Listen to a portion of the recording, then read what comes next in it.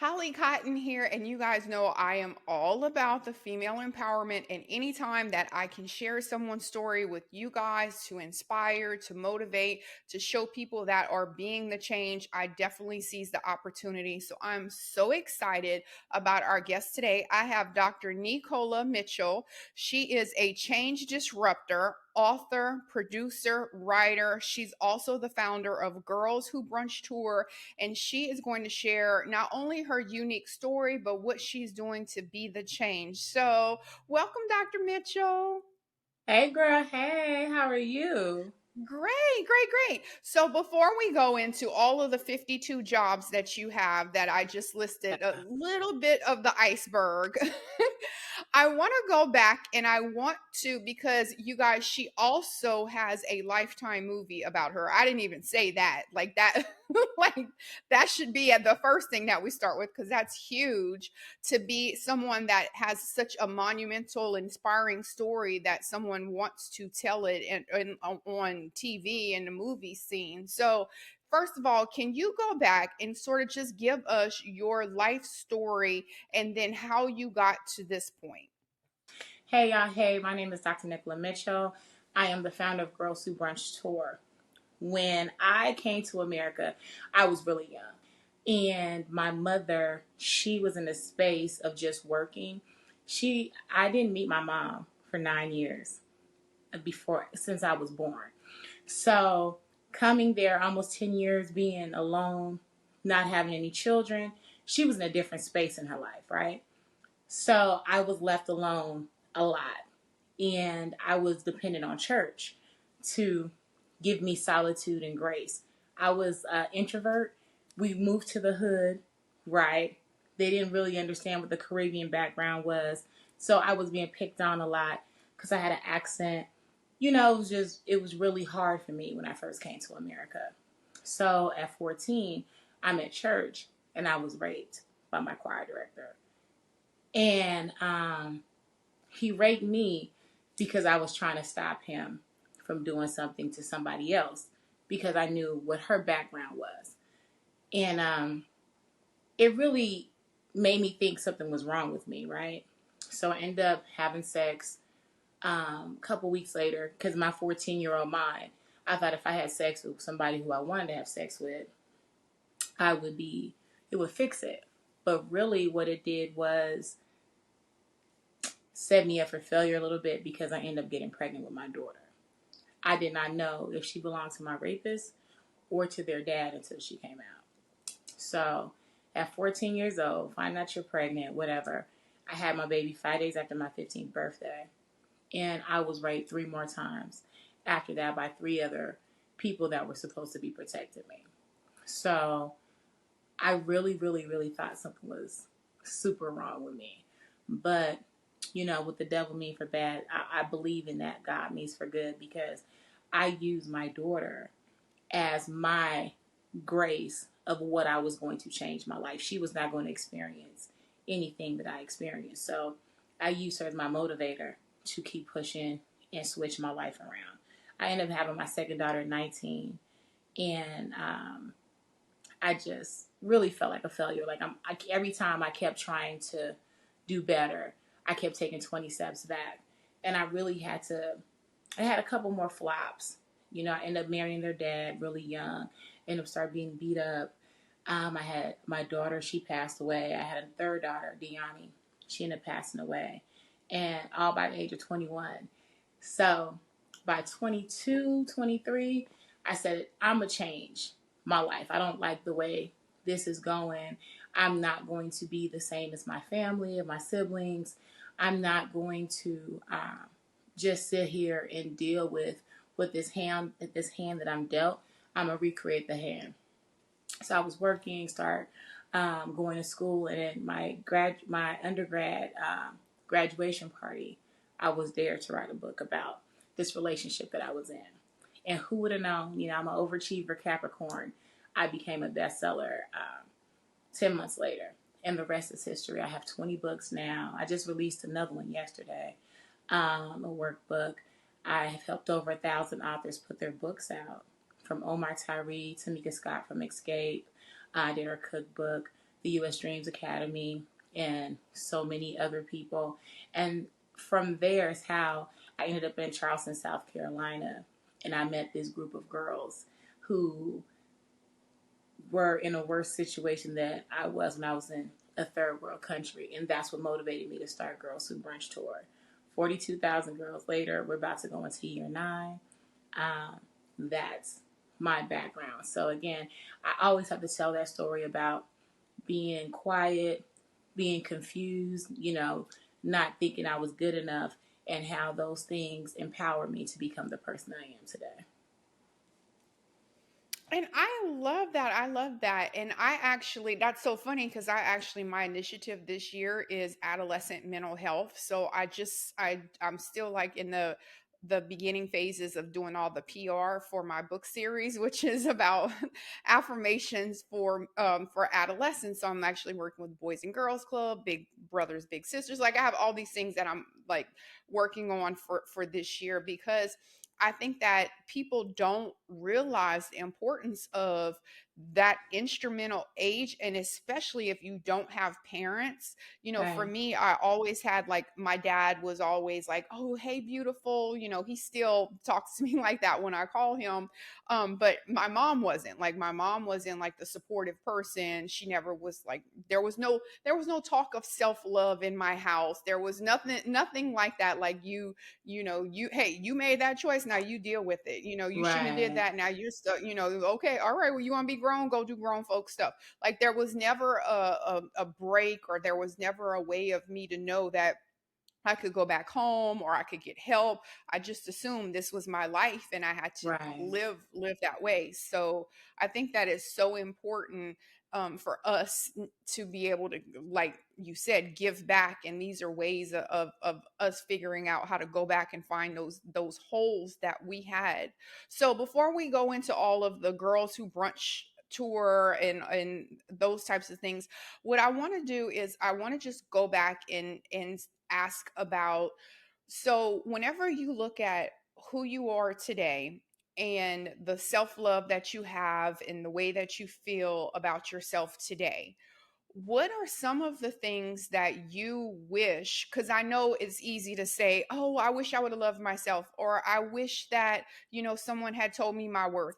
But what are some of like the specific things that you think that might have helped, or something that could have prevented you from being in the situations coming from where you are now and looking back? I think if I had somebody just to be honest with what their situations are, I had 9 sisters, right? Every one of my sisters have been molested and raped. My mother had stuff happen to her, right? But everything was always taboo. We didn't talk about it. So I think if I knew, then they could have protected me more. One of my older sisters, she actually called me a couple months ago and she was apologizing, right? And I'm like, I'm not mad at you. I appreciate the apology, but if no, this is what a generational curse is. And when people do not know how to express, if people do not know how to let it go, right, and not to sweep it under the rug, we can't break the curses. So I'm not mad at my family for um, not telling me or protecting me in that way. Because I think if I had that fair warning, like I gave my children, I think we would have had a different circumstance. But I think it's a lot of people, and especially immigrants, a lot of minority people, but especially immigrants, you just don't talk about things, right? And it's going to be okay. I think if we need to make that conversation a little bit more regular and not just commercialized, because I am about to start with this year's tour season is on mental health for the girls. It's called Hidden Emotions, right? So I would love to have you be a part of that. But I want to break down the stigma that these kids are having and that they're weaponizing mental health against their parents. And let's fix it, right? Let's really get to the root of it and fixing it. But I think that if we had those conversations before, what would this generation be? But I think we needed to go through this so we can fix this going forward generation. Yeah, I know. I always say that too. I'm always like, well, you know what? Would I really be the person that I am today? Or would I be as focused on being the change if I didn't go through stuff? And I'm always like, you know what? But let me tell you something, God. I didn't need to go through it that hard. Like, I just needed a little bit of a kick in the butt. I didn't need the whole, I need the full service. Like, I just needed a little bit. You didn't really Right. have to break me down like you broke me down, but so Right. sometimes I think that too. So let's go back to, because the whole story about your first book is definitely something that's super inspiring. So can you go back, tell us about the first book, the name of the book, how that process went, when you decided to write the first word for it. Give us all of the details about that, because that definitely sounds like something super exciting. The book was called Over and Over Again, and it's still one of my best sellers 17 years later, right? And it was about, I made the main character's name Deani after my daughter that passed away. And she was in a relationship, she walked away to get into another relationship that she thought was better because of the presentation that he gave her, but it was almost mimicking, right? And then there her friends and things, around her, people were going through the same thing. So it was just talking about how we as women go through certain stuff over and over again. But even though these men are different, we're still attracting the same type of characteristics because that's what we're bringing to us. We all have pheromones that we put out, right? We project out. And sometimes when we still have those insecurities, when we have that hurt, those things we didn't deal with inside, we're attracting people that are attracted to those things, right? So even though they make the presentation may be different, that's the same characteristics of these men. And so I was in a situation with a guy for some years. I mean, he had took me on a high speed chase. He had women just everywhere. I would be at school and coming out from undergrad, coming home. It was just crazy. I can laugh about it now because every time I talk to him, I still talk to him. I'm like, thank you, because my life wouldn't be what it is if you didn't take me through that, right? And I used to journal it. I used to just write. That's the part where you just like, I just needed a little bit of it. I didn't need all of that. I just needed a little bit. Like, you ain't have to Exactly. cut up that bad. Just this much, right? And when he remembers it, he remembers this much. I'm like, no, bro, I got it documented because I used to write it all down. And at my undergrad party, my cousin and I graduated together, and we were going through the journal with our friends, and they were like, "You should write a book," and that was a dare. And you can't tell me to do something; I'm gonna do it, right? And the process was interesting because back then self-publishing was kind of taboo. So you had to get like a distributor, you had to purchase 2,000 books at a time. You had to warehouse it. It was a lot. It wasn't as Amazon publishing.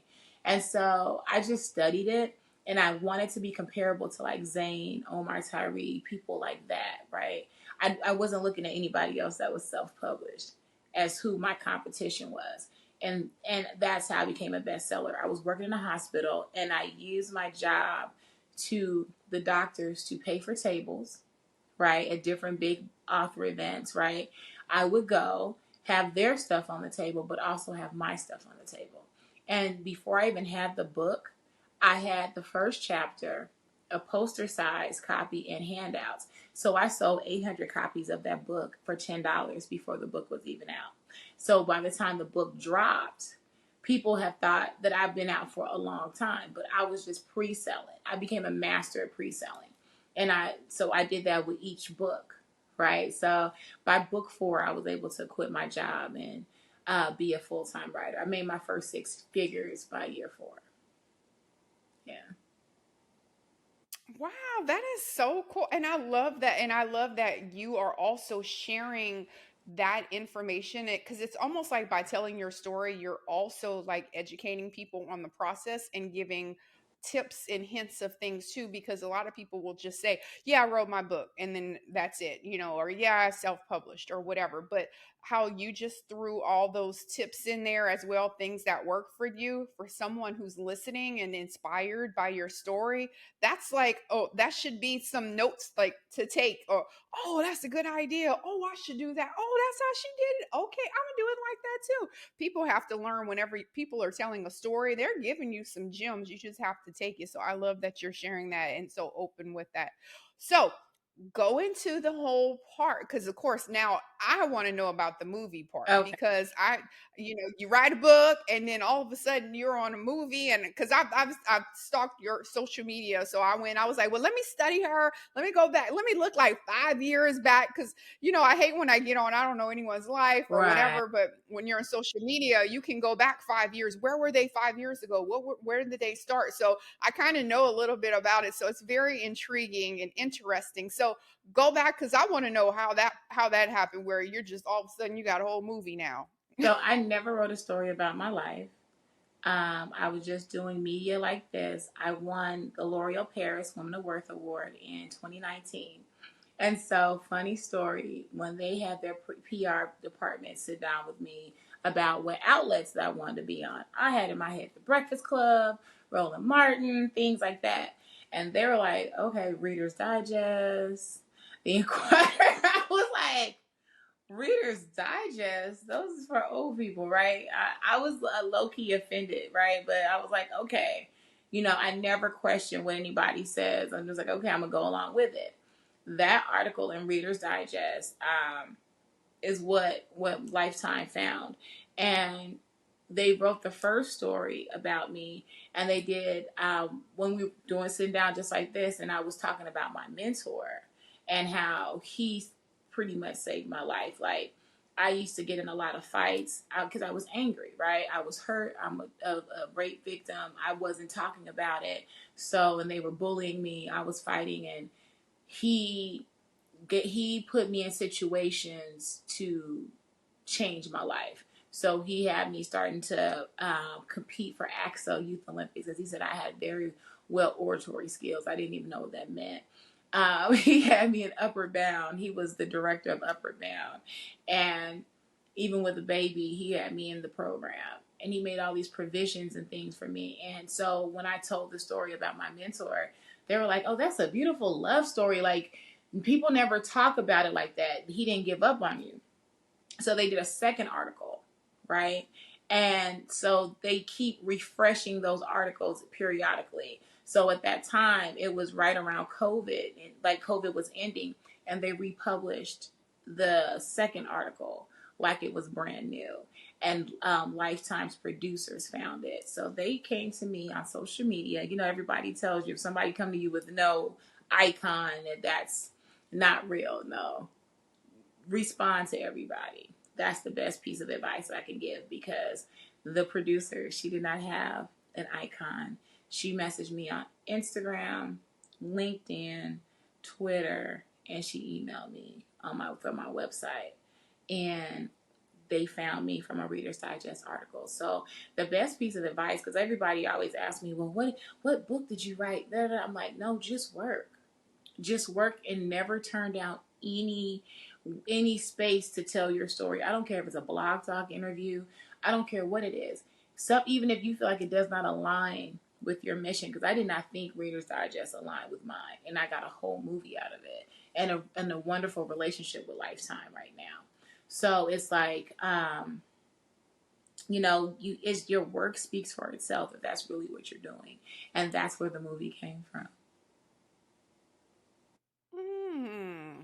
Okay. You know what? And it's so funny, because so my like I guess my informal mentor, but it's so funny because so like 2022 was pretty much like my first year from going from author to podcast host to like figuring out this media space, whatever. So I remember the January 1st, 2023, that was the advice he said. He said, okay, now you built your name up, you did this. He was like, now 2023 is the year, don't say no to nothing. Yes. And he was like, whatever it is, as long as it's within reason, it's not something crazy or whatever. He was like, don't say no to nothing.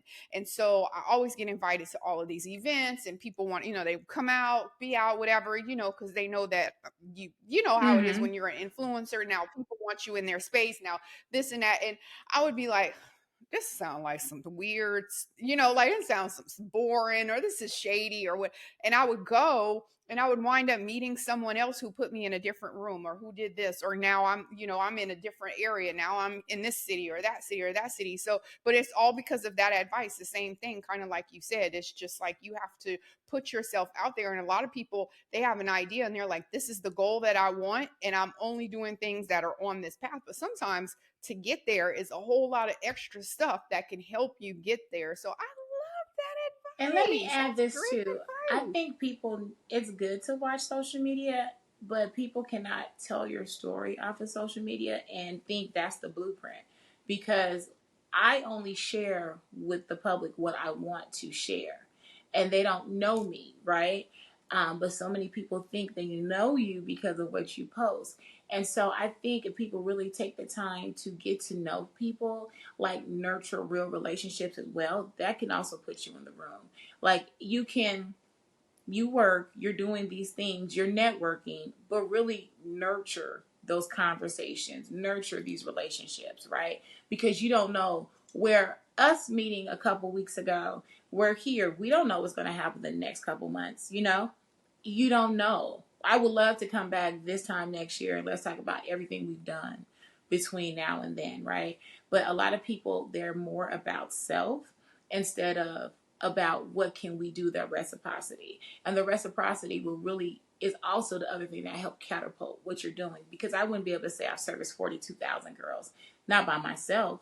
It's a lot of people that came in and believed in me, but it's a lot of people that I gave out to as well.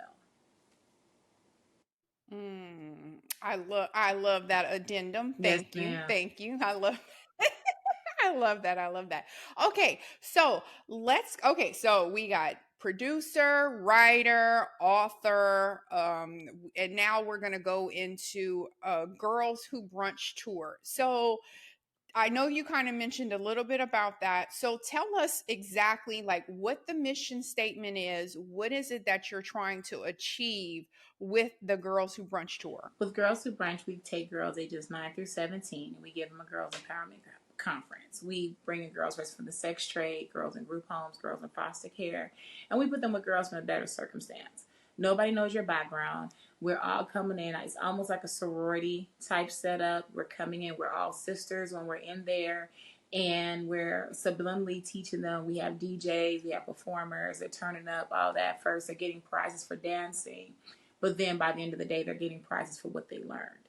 And we have workshops, panels, discussion, just all kind of things going on. It's a high-end field trip, right? It's been comparable to a lot of these six-figure conferences. That's what I've been told. I'm putting on six-figure conferences for kids. And we're just able to just let them turn up and have a good time, and they're learning. And I just took the background of my book launches. Like I would have performers, I had the panel discussions, and I just added on the workshops. And just started taking care of girls. We've never had really less than 250 girls unless the venue does not allow for that many girls, right? So we always have 250 and up. My biggest one that I've had was 1,000 girls at one time. And we bring in different celebrities. So, like, say we're in Chicago, we brought in the kids from The Shy. We were in Vegas for Super Bowl. We brought in everybody. Alicia Clark from the WNBA. Um, Aisha, she's a producer of Xbox. I brought in all the female gamers, and I just want them to see it. A lot of times we don't know that we can achieve it if we don't see it. And then another thing is, I don't care how big you are. I don't care how influential you are. When you come into Girls Who Brunch, it's congresswomen all the way down to the teacher who's coming to speak. You are going to let that ego go. We're not Beyonce. We did not just wake up like this. We're going to tell these girls, what did we do to get here? Right? I make the speakers dance. It's so fun, right? So when they see this, now they're breaking down even more. Like, oh my gosh, she's dancing. She's this. Now they're going to be receptive to listen to what you're saying.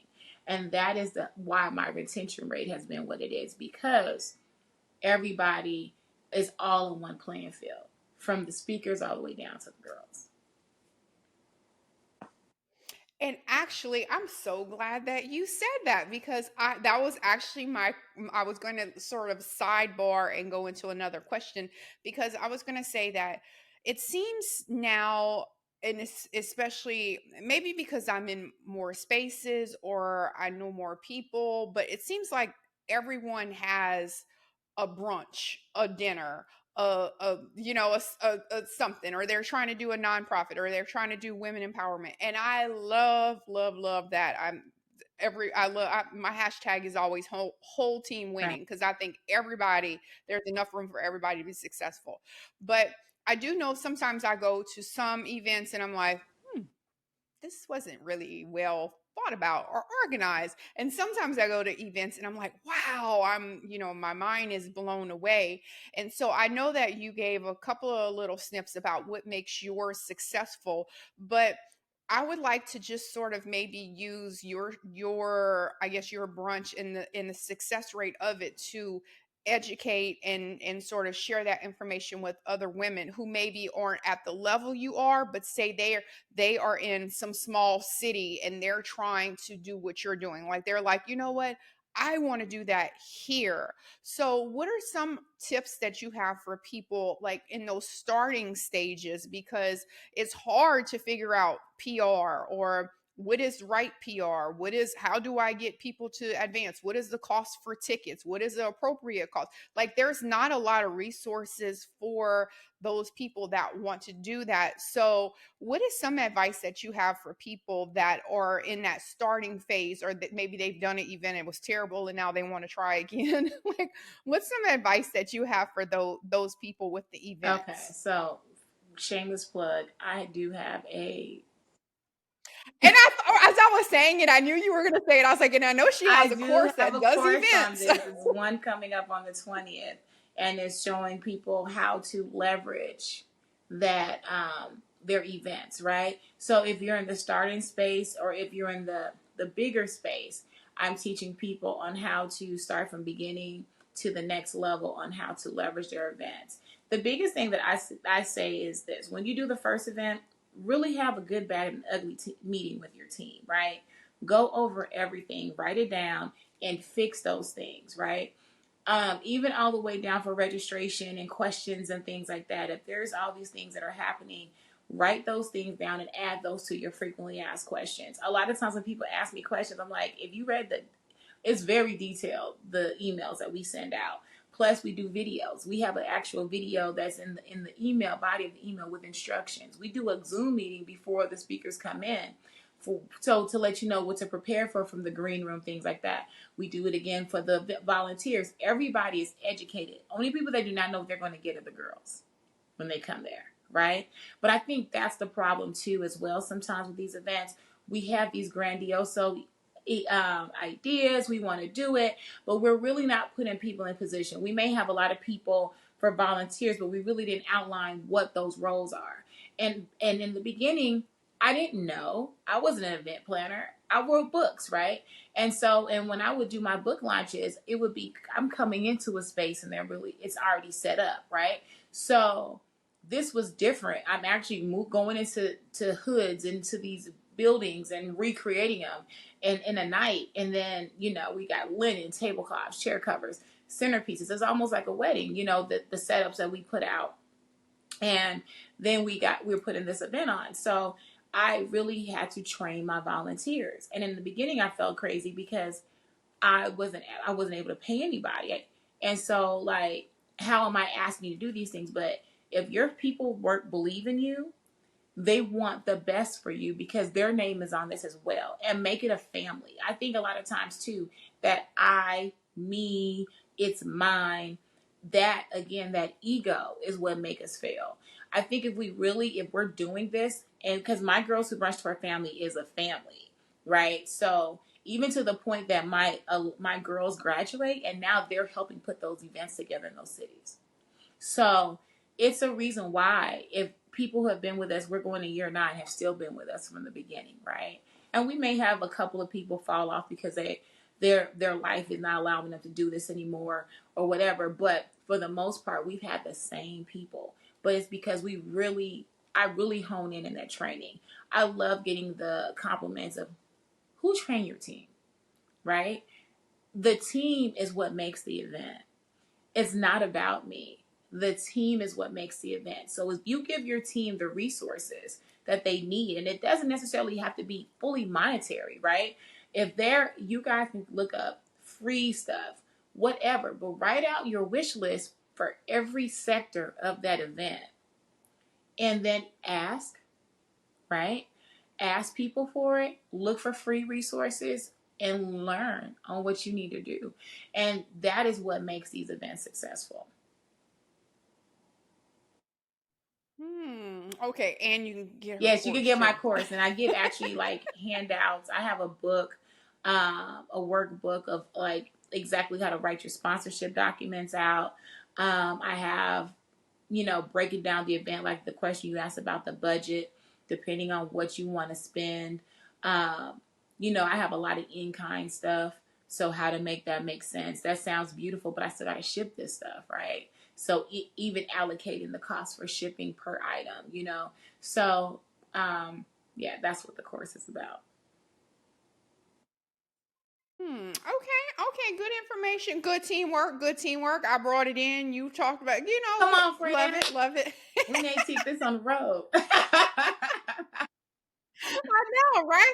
So, do you have any ideas about an event planning? And you're like, well, actually, Holly, I have a whole course about. Girl, yes. I, And I didn't, and I I really love didn't it. I have one love it. before. I apologize. It was because of the movie. Because all these people start watching the movie. Because the movie is about my life, but it's about girls who brunch. So all these people are like, how did you do this? Oh my gosh! You keep being asked the same question over and over and over and over and over again. So I'm like, okay, and I'm doing all these consultations. Let me just do this. And then if you want the one-on-one, then it's a little bit more. But I can give you this at this level. Yes, ma'am. Right. Yeah, for sure. Because I get tired of saying the same. And that's why I wrote my first book, because my first book was my autobiography about Okay. breast cancer. And because I felt like I had told the story so many times, and everyone was asking me to come speak on panels and come do this, and can I be the keynote speaker? And I was like, wait, y'all really want to hear about my story? Okay. So, so I was like, you know what? Let me Right. write a book about this. So done.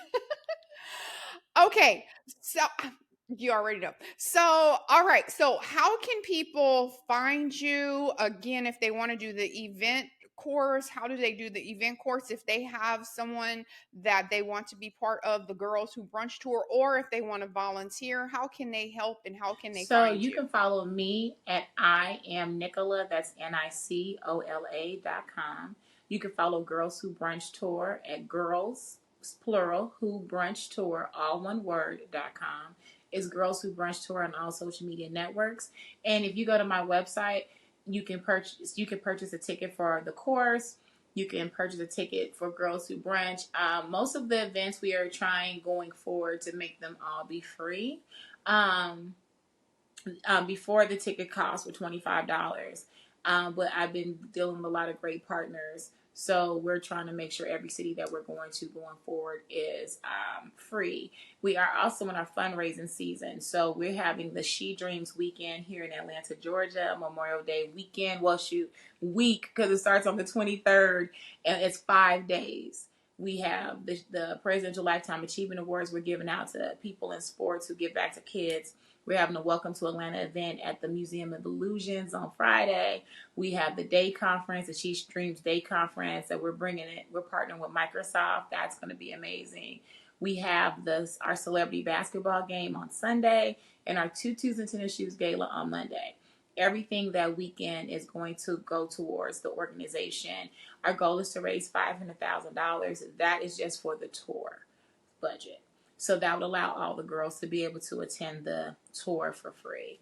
And if you want to volunteer, if you go to contact us on Girls Who Brunch Tour and or my website, it's a link to say you want to volunteer, you would like to speak, you would like, there's a link for everything whatever you want to do is pretty self-explanatory. And my team is amazing. They respond if you have any questions. They're responding. If you're on my website, you're not talking to me. I'm gonna tell you that up front. but they will put you in a meeting with me. So I will be there. I will give you all the gems because I want everybody to grow. I want all my friends to be amazing. And I want everybody that's around me to be amazing as well. I love that. See, girl, I Love you loved you. too. I knew. We vibe from the Yes, first time we said girl. hey. So it's so funny, and that, but I always say that you just never know who someone is, and I think that's the problem a lot of times, especially women. We might not, you feel like you have to know the person in order to sort of give love, or you know, you might have this guard up, but I mean, it's just like, but whenever you walk in, like I'm always like hey, and it could be the vice president, I won't even know, I'm like hey, how you doing, Mm-hmm. whatever. So but you treat everyone that way and happy and respectful, and everyone will have the same opinion about you. Oh, hey, I saw you. Yeah, you Right. got good energy. Or yeah, oh yeah. You won't even know who it is, but your reputation speaks so much more about you than me coming in and giving you my full resume. So I rather my reputation, how you know Exactly. me. And I think too, a lot of times when people throw that resume out in the beginning, it's a insecurity factor. When I go into a room, I'm very quiet. I just don't, I'm like, hey, how you doing? Whatever. And it's hilarious. I'm gonna add this really quick because this is real. I went to Pinky's event from Slutty Vegan. She has the American Sesh, right? So I went to American Sesh and I stood up because I'm a cancer survivor as well, and one of her employees had cancer. So I was just back on radiation. Her radiation started the same, well, she was on chemo, started the same day I started radiation. So I'm in tears, right? So I stood up to give her some words of encouragement, but you have to introduce yourself, right? So I'm like, hi, my name is Dr. Nicole Mitchell. I'm the founder of Girls Who Brunch Tour. When I say I'm in tears, emotional talking to you, I heard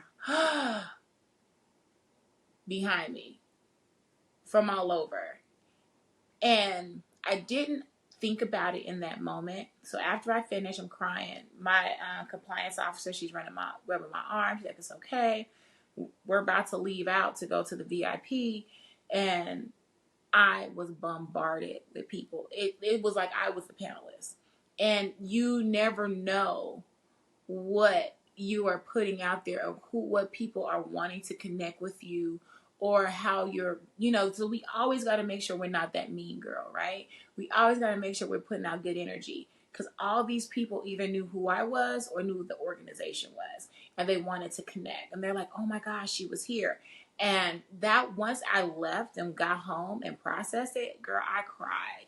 But that's just an example of just being in the room. I stood up to serve. I stood up because this young lady is talking about her cancer situation at this moment, and I just want to let her know she's going to be okay, right? You found out early. You're going to make it, right? It's going to be hard. I'm giving her words of encouragement, and the room is like, oh my gosh, So your work is going to stand for itself. It's going to show who you are. And that's what I always tell people. Let the titles go. Let the egos go. And just let your work show who you are. Let that speak for you. I love that. That's right. That's right. Now Oh, you gonna baby. remember me. I You gonna got you, remember Holly baby. Cotton. But but but I ain't gotta lead with it. I ain't Exactly. gotta You lead. gonna know who I am. I don't care. Because it's those women who are, oh, I'm this and I'm that. They're the ones who's actually been studying you. That's the funniest thing. Hmm. Yeah. That's true. That's true. Yeah, me too. And people will be like, "And what do you do?" Oh, I just nothing. Yeah, just a bunch of stuff. Entrepreneur, whatever. Like I just feel so weird. And then people when they start talking about it, it's just like you kind of like, yeah, that's me, that's me. But that ain't my purpose. My purpose is about empowering. My purpose is about showing Exactly. other people's stories. It's about highlighting other people, using my voice, all that kind of stuff. So same thing, same thing. I love that. I love. See, I knew Yes, we was like girl. sisters. I knew it when you used my safety pin. I And you knew where saved we me, were. friend. Look at that. All from a safety pin. I was like, take what you need. Take what you need. I mean, I get another one at the Dollar Tree. It ain't that serious. Like, just take whatever you need. You need Right. some help. Right. So, Yes. I love it. I love it. Okay, so I will also have all of that information. I will have taggable. I'm not taggable. I'll have clickable links in the podcast notes. You guys know that, as well as whenever I post on social media, I'll have Dr. Mitchell tagged and everything as well. So all of that stuff is good. So thank you so much for sharing your story. I appreciate it. I'm so glad to connect with you, and I cannot wait to be part, because I'm about to volunteer too. I want to be a part of the Thank you. movement We're gonna too. see you in New Orleans for Essence Festival.